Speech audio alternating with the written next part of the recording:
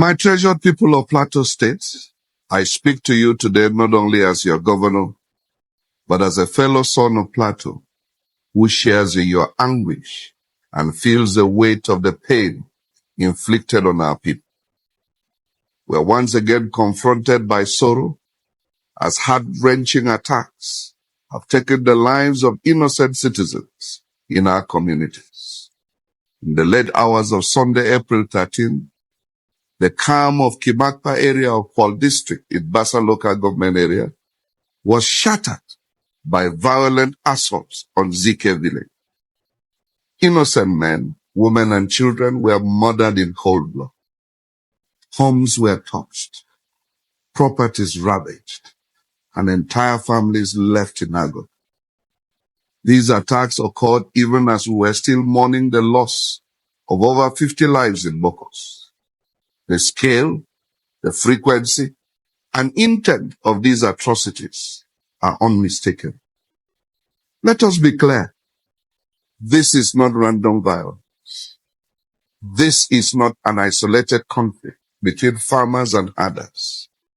What we are witnessing is a systematic and premeditated campaign, one that seeks to displace, destabilize, and instill terror and fear on our people and communities. The tragic echoes of Dogona Hawa, Riom, Barikiladi, Mangu, and the Christmas Eve massacres in Bokos remain vivid. The cycle continues, but it must not endure. Enough is enough. As your governor, I stand resolved. Plateau shall not be overrun by fear, nor shall we accept this culture of bloodshed as the new normal. My administration is intensifying efforts to protect our people and enforce the rule of law across all local governments. Only days ago, I visited Hurti, Mbar, Manguna, and Dafo to witness firsthand the devastation left behind by the terrorists. I had earlier stopped at Rui, where mourners were brazenly attacked at the wake. What I saw moved me profoundly. The suffering of displaced families, now crammed into churches and temporary shelters, their lives uprooted overnight. But let me reassure you, my government is alive to its constitutional responsibility of protecting lives and property, and we are rising to the occasion more determined than ever. For too long, our beloved state has made the headlines for the wrong reasons, thereby casting a shadow over our immense potential and deterring the inflow of much-needed foreign direct and local investments. These investments could have been the catalyst for harnessing our abundant natural resources and lifting our people out of poverty. We cannot afford to let this unfortunate reality persist. Despite this sorrow, the strength and courage of our people continue to inspire me. I extend my appreciation to the national and state management agencies for their prompt response in providing emergency aid and comfort to survivors. Following these developments, I convened an emergency state security council meeting and have been in active consultation with federal security leadership, including the president, the chief of defense staff, the inspector general of police, and the national security advisor. I'm grateful to President Bola Ahmed Tinubu for his concern and support, and for instructing security agencies to take decisive steps to apprehend the perpetrators of these attacks. Security deployments are being reinforced, and Operation Rainbow is being restructured to support community stabilization efforts. Additionally, all hospitals in the region have been directed to provide free medical treatment to victims, and relief supplies are already being dispatched to affected communities. To restore calm and strengthen vigilance, I hereby announce the following measures effective Wednesday, April 16. Night grazing of cattle is strictly prohibited. Transportation of cattle by vehicle is banned after 7 p.m. The use of motorcycles is restricted from 7 p.m. to 6 a.m. across the state until further notice. We're also activating community-based response systems. I urge the traditional leaders and youth associations to reactivate local vigilante groups and organize night patrols in coordination with the security agencies. We must protect our communities while upholding the rule of law. Furthermore, I have mandated the newly inaugurated Interreligious Council to begin immediate engagement with all stakeholders to address the deeper issues surrounding these attacks. I shall also be appointing a special envoy on peace to lead grassroots consultations and intelligence coordination. A fact-finding committee comprising respected independent voices will be constituted to investigate the root cause of this resurgence in violence and offer actionable recommendations. Let it be known, the Plateau spirit is resilient. We are a people of peace, renowned for our hospitality and unity across religious and ethnic lines. Those who seek to tear us apart must not succeed. To the grieving families in Bokos, Bassa and beyond, you may be tempted to think that our security architecture has failed. But let me reassure you that more than before, I am determined to find lasting solutions to keep you safe. I extend my deepest sympathies. Your loss is our collective sorrow. And to all Plateau people, I urge calm, vigilance, and solidarity. Report suspicious movements. Cooperate with law enforcement agents. Reject retaliation. Justice will be pursued with resolve. Let us rise above fear and bitterness and unite to reclaim our land and dignity. Let us protect what is ours, not through violence, but through courage, wisdom, and love for one another. To our development partners, national and international, we thank you for your continued support. Your solidarity is a source of strength in these trying times. Let me also appreciate all Nigerians home and in diaspora and our friends across the globe for your prayers, support, and encouragement. We are truly grateful. To the killers and their sponsors, know this: your evil shall not go unpunished. You may run, but you will not hide. Plateau will definitely continue its rise. Nothing will stop it. Plateau will prevail. Plateau will not fall. Plateau will stand tall. Plateau will continue to flourish to the glory of God. May God bless and defend our land. Amen. All right. So here we go again. The governor of Plateau State is now crying, telling his people to relax, that he's going to fix everything. And that reminds me, do you know that as I'm speaking to you now, today is 17th of April, and this is 4:21 p.m. in the evening. As I'm speaking to you now, there is killing going on in Benue State. Oh yes, Fulani herdsmen are unaliving people as I'm speaking to you now in Benue State. Maybe I'll bring that video in my next video. Yes, I've got a couple of the videos of the mayhem that is happening in Benue State right now. Maybe I'll show you in my next video. And then I sat down and I began to wonder, why is it taking too long to proscribe these Fulani herdsmen? Why is it taking too long? Upon all their killings, that is very clear to everybody. Yes, yet they have not proscribed them. They have not called them terrorists, tribe or organization. Anyway, let me allow you to watch this analysis that was made on Arise TV this morning. I tell you, you see, Anyway, please watch this, then you drop your comment on the comment section. What do you think? For me, I totally disagree with Mr. President this morning. I think it's an abdication of responsibility. And I think President Tinubu has not done enough when it comes to insecurity. And I think the governor has no blame in this communal crisis matter. And the governors cannot really do much. Let's be sincere with ourselves. The federal government oversees the police.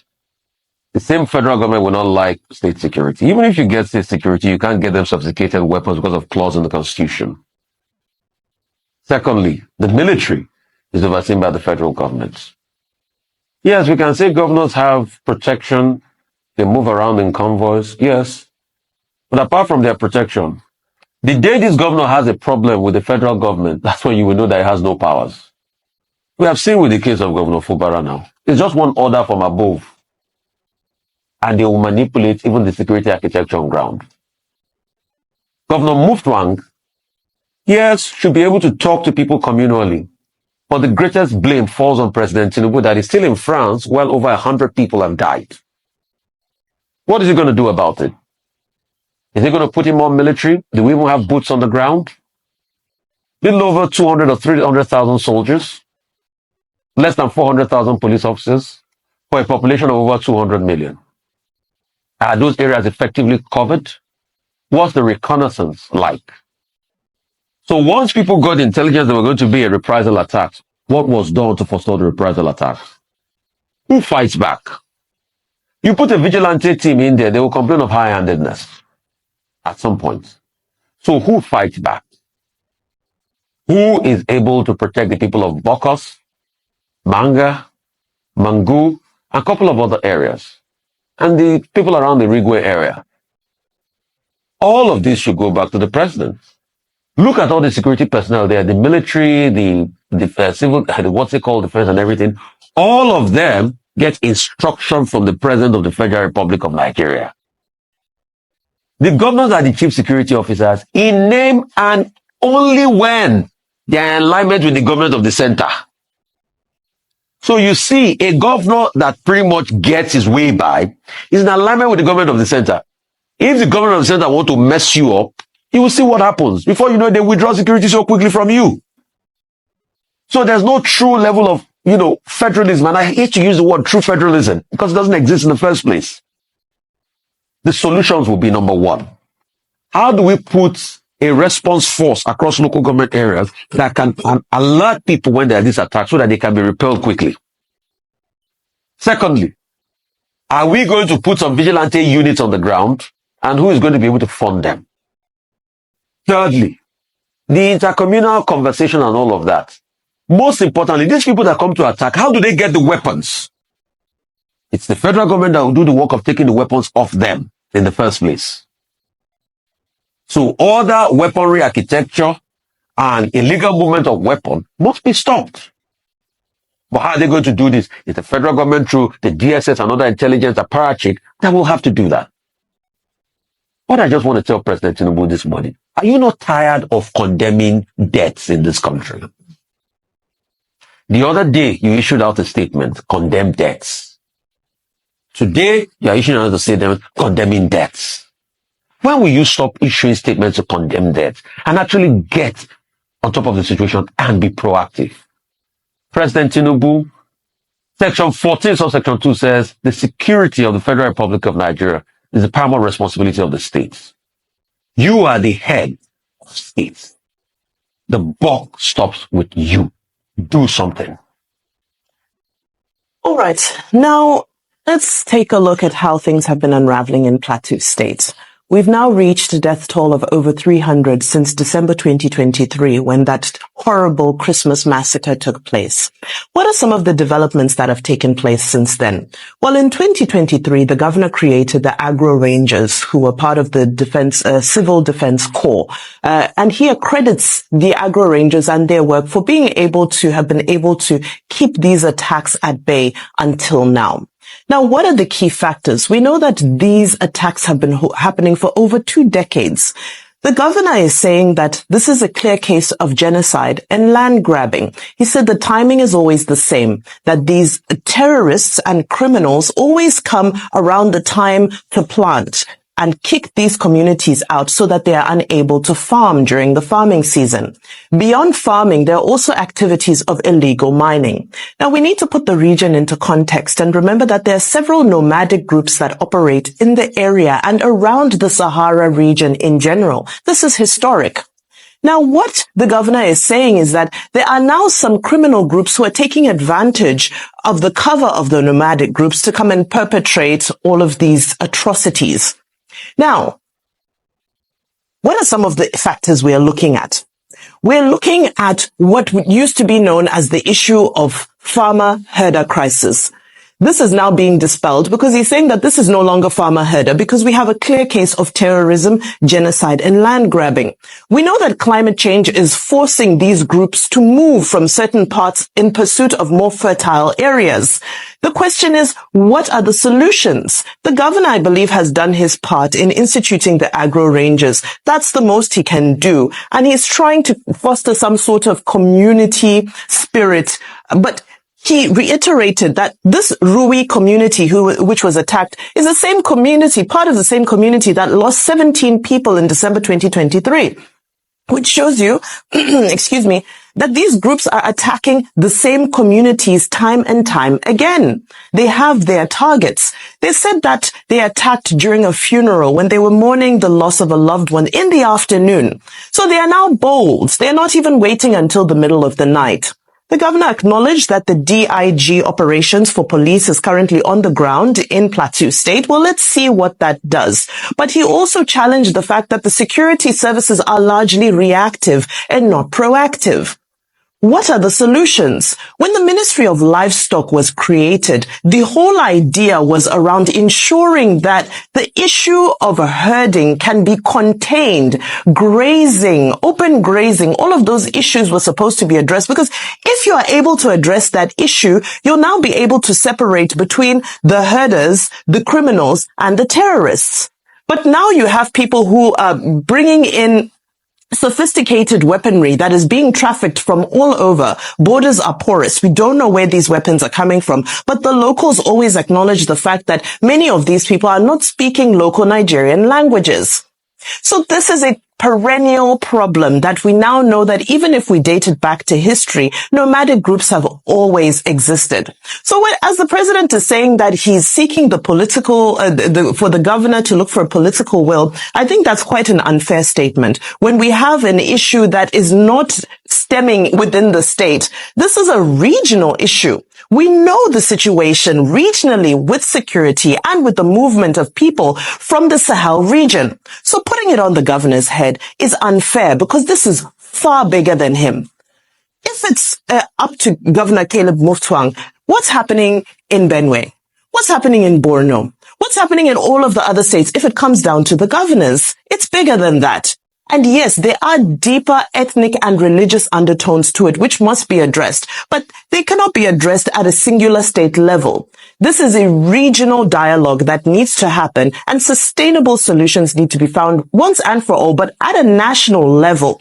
We need to see the work of the Ministry of Livestock coming into play here to start to control the movement of herders and cattle so we can separate the criminals from the genuine herders. All right, so you have seen it. Do we need to talk more? Hey, drop your comment on the comment section, please. Thank you very much. I'll see you in my next video. God bless you.